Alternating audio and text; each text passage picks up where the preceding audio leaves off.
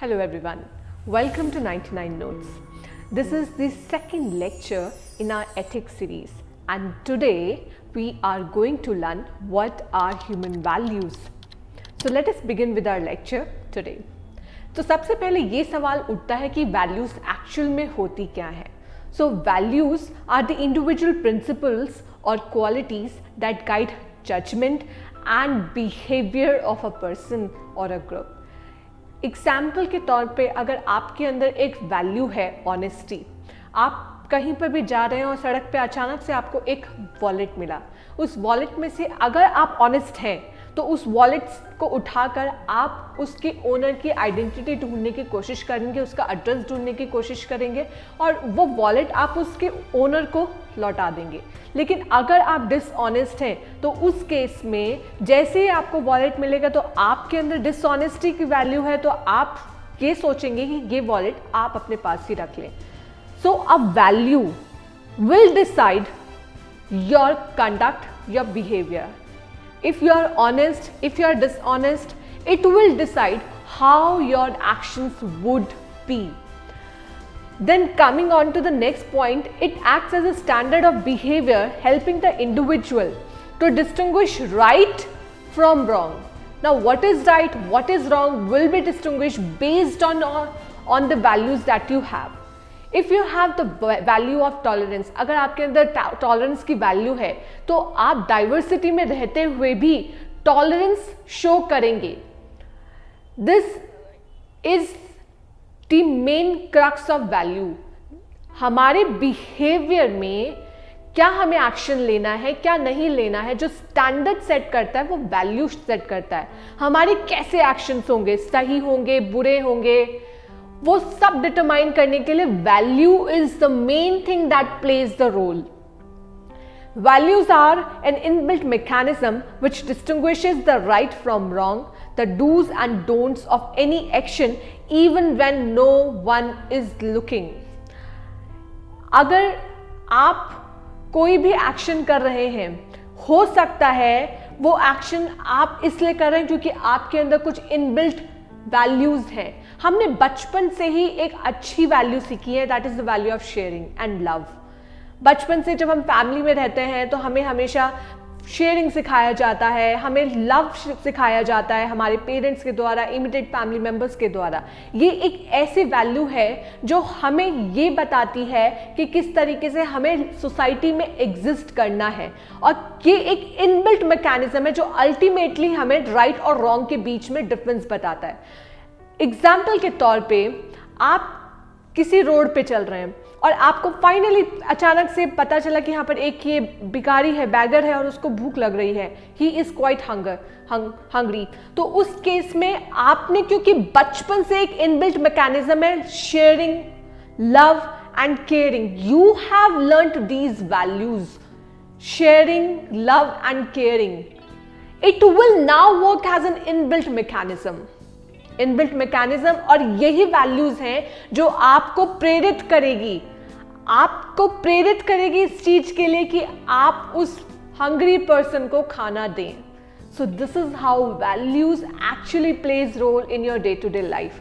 आप अपने आप को पूरे दिन भर में एनालाइज कीजिए और जितने भी आप एक्शंस ले उन सबको एनालाइज कीजिए. आपको समझ में आएगा कि कैसे वैल्यूज एक्चुअली आपको डिसीजन लेने में हेल्प करती है, आपका बिहेवियर सेट करती है, आपके सारे एक्शन सेट करती हैं. Values are concerned with character and conduct of a person and evaluate the voluntary and habitual actions of individuals with reference to their being right or wrong. कोई भी value है वो आपका कैरेक्टर, आपका conduct evaluate करती है.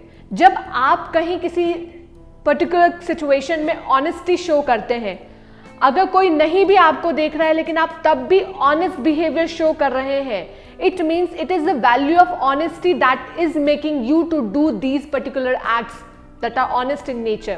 आप एक गवर्नमेंट ऑफिशियल हैं, आपके सामने एक अपॉर्चुनिटी है कि आप ब्राइब एक्सेप्ट करें. ब्राइब एक्सेप्ट करने के बाद आपको पैसे मिल जाएंगे, you can live a luxury life. लेकिन अगर आप ऑनेस्ट हैं, अगर आपके अंदर ऑनेस्टी की वैल्यू है, you will not accept the bribe. Even if no one is looking at you, then also you will decide not taking the bribe. Why? Only and only if you have the value of honesty. तो इस तरीके से जो values हैं वो हमारे पूरे conduct को, हमारे कैरेक्टर को डिटरमाइन करते हैं.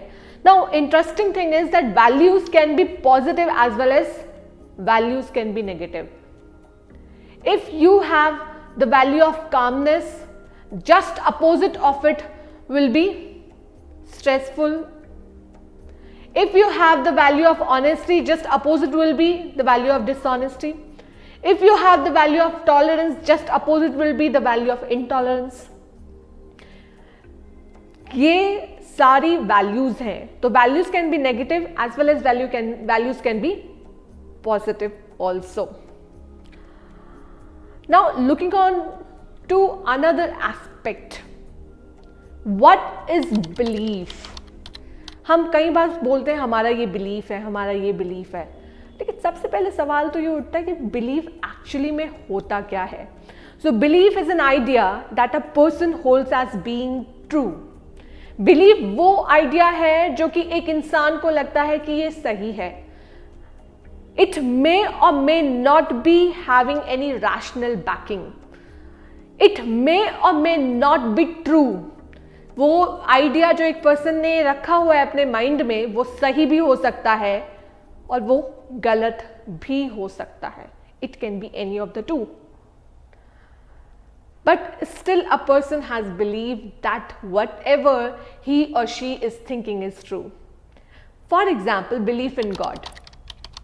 It is my personal believe that God exist.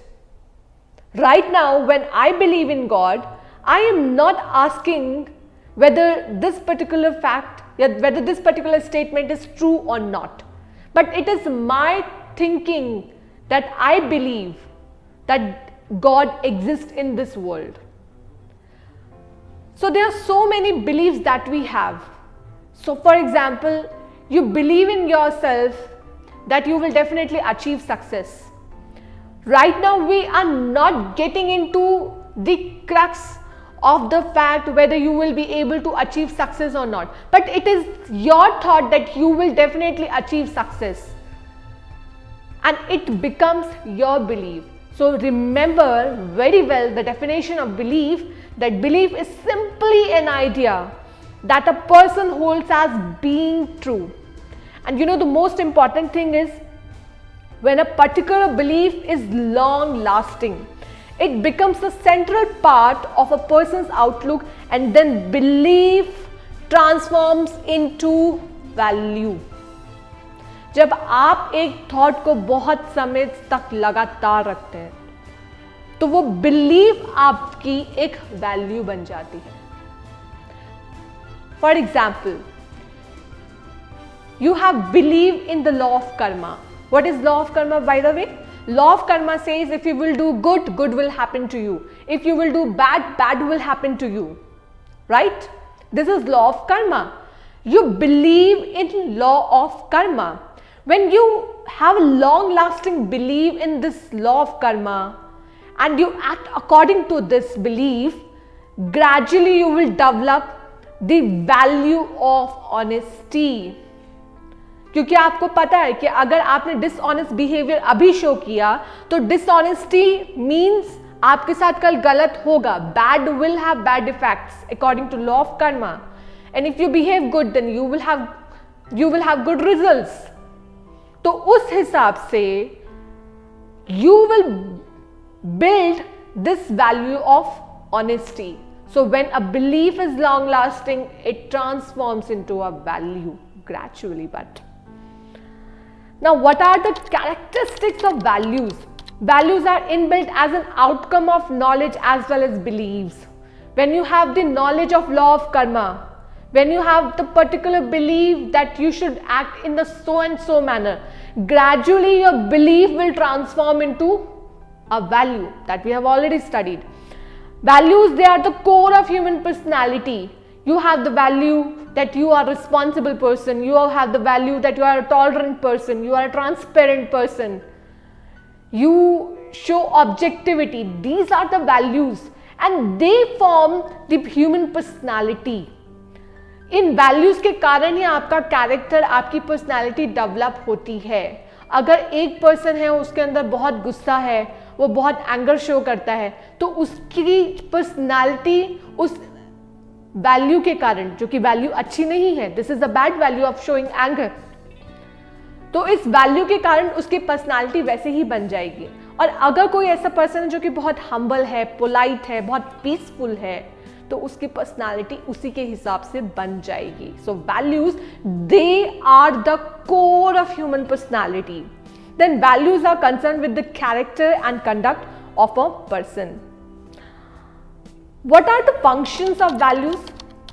Functions, values actually उनका काम क्या होता है, और इसको ब्रॉडर पर्सपेक्टिव में देखें. First, they help us becoming socially acceptable. If you have the value of harmony, कि आपको सबको साथ में सहयोग से रहना आता है, if you have the value of harmony, will you not be the one who will be socially acceptable with in the society. If you have the value of love, अगर आपके अंदर value of love, care, unselfish concern, ये सब कुछ है अगर आपके अंदर, तो you will be socially acceptable. You will also be loved in the society in turn. So values actually help us to become socially acceptable. Then they help us in making judgement, in taking right decisions. जो मेरे अंदर values होंगी, right values होंगी, उसके basis में मैं सही decision ले सकती हूँ. They serve as an internal guide when you are often, when you are in any kind of ethical dilemma. It is the values, it is the morality, ethics that helps you ultimately to come out of that dilemma and take the right decision. तो values जो है वो आपके internal guide की तरह काम करती है. अगर आप ऑनेस्ट हैं तो आप, कोई भी ऐसा आपके सामने अपॉर्चुनिटी आ भी जाए तो भी आप हमेशा यही कोशिश करेंगे, और आपकी हमेशा यही एक एक्शन होगा कि आप ऑनेस्टी से सारा काम करें. If you have the value of truthfulness, अगर आप हमेशा सच बोलते हैं, तो जब भी कभी ऐसी इशू आएगा तो आप हमेशा सच ही बोलेंगे. It acts as an internal guide to the actions. They help in prioritization. Values आपको लाइफ में प्रायोरिटाइजेशन के लिए बहुत मदद करती है, क्योंकि जो चीजें आपकी वैल्यूज के साथ पैरेलली मैच हो रही हैं, उस केस में आप उन चॉइसेस को पहले प्रायोरिटाइज करेंगे. Now what are the different kind of values? बहुत सारी वैल्यूज हैं. Now let us move on to the classification of values. पहली है सोशल वैल्यूज. सोशल वैल्यूज जैसे कि love, affection. The second is moral values. Moral values जैसे honesty हो गई, एम्पैथी हो गई. It enables us to follow the right path.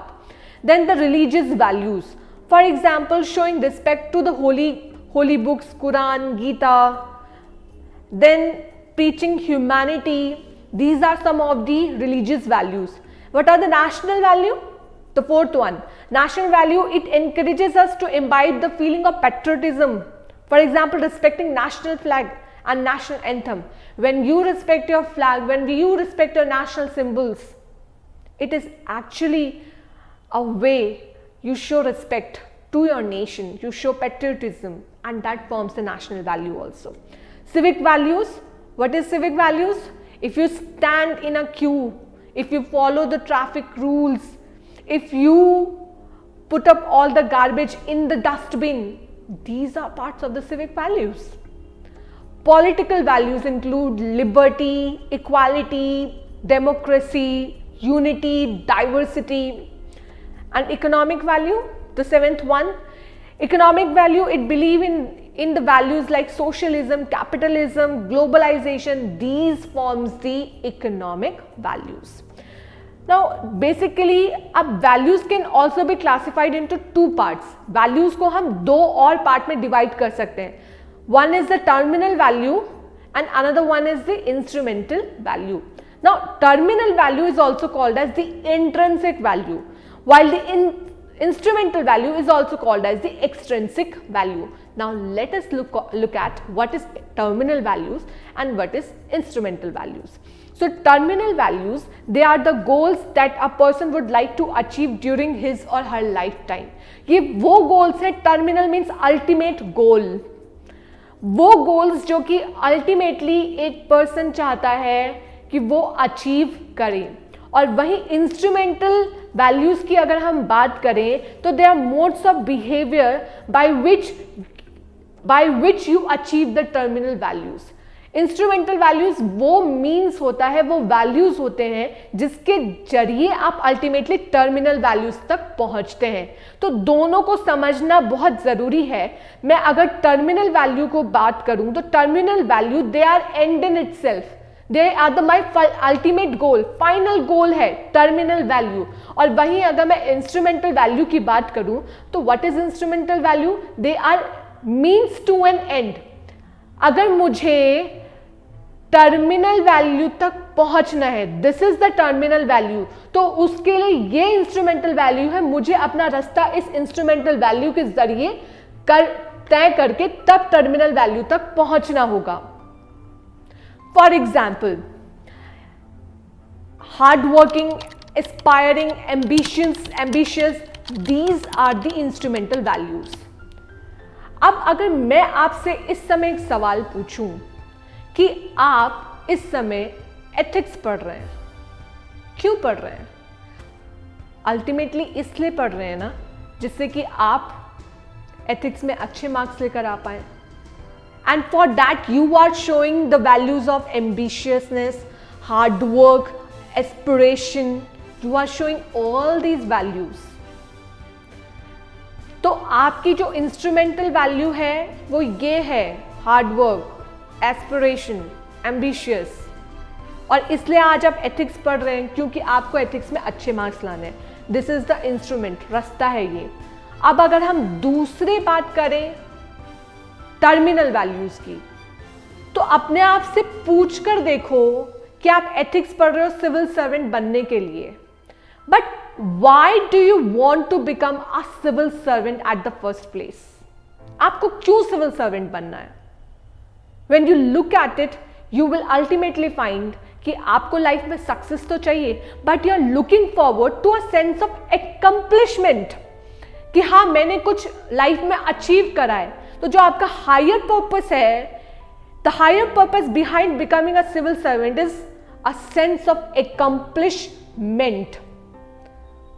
So this particular thing, sense of accomplishment, it becomes the terminal value. Let us understand this example once again. Right now you are studying ethics. And why are you studying ethics at the first point? Because you want to become a civil servant. You are working, you are studying, and you are showing the values of hard work, ambitiousness, aspiration. These are the instrumental values. And what is my terminal value? You want success in your life. That's why you that's why you want to become a civil servant. And for becoming a civil servant, after you will become a civil servant, you will have this sense of accomplishment. That's why you want to become a civil servant. So sense of accomplishment becomes the terminal value. So this is broadly the difference between the terminal values and the instrumental values. You must remember terminal values ultimate goal है, instrumental values जो है वो हमारा means है जिसके जरिए हम terminal values तक पहुंचते हैं. Now let us look at the values of some of the famous personalities. Mahatma Gandhi. Mahatma Gandhi के जीवन में अगर आप उनसे सीखें तो आप उनसे कौन कौन सी वैल्यूज सीख सकते हैं? पहला truth, non violence, then Sarvodaya, secularism. He was really secular. He was a simple person. He believes in the value of simplicity. He was also minimalistic person. कम से कम रिसोर्सेज को यूज करते थे वो. तो ये कुछ अच्छी वैल्यूज है जो हम महात्मा गांधी जी से सीख सकते हैं. Now let us move on to Jawaharlal Nehru, the first prime minister of India.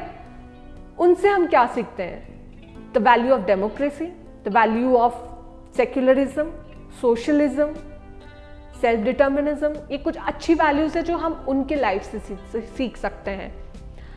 B R Ambedkar, B.R. Ambedkar, the father of Indian Constitution, he has really worked for the upliftment of scheduled caste. Now, if I learn from him, what I can learn? I can learn the value of democracy from him. I can learn the value of equality of the human race, radical thinking, rational thinking, compassion. These are some of the values that I can learn from him. So this is all in today's lecture. I am hopeful that you must have learned what is human values, what does mean by belief, and human values actually it forms the base of the whole ethics paper. पूरे ethics paper का यही base है, values. तो आपको ये बहुत अच्छे से समझना चाहिए. I am really hopeful that you must have liked this video. It must be really helpful to you. Thank you very much for watching us. Keep sharing. Thank you.